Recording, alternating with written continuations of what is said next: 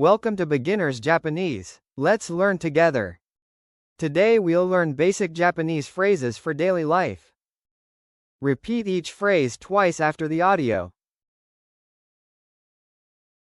はじめまして。はじめまして。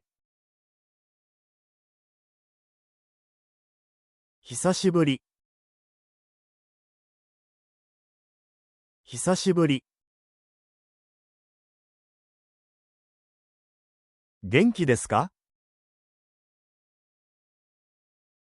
元気ですか？わかりません。わかりません。ちょっと待ってください。ちょっと待ってください。いいですよ。いいですよ。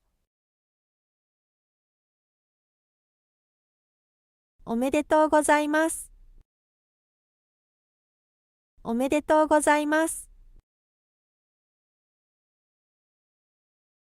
大丈夫ですか？大丈夫ですか？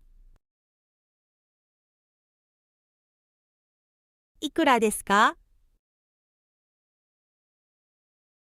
いくらですか？また明日。また明日。The PDF is available in the description. Please use it to review and practice.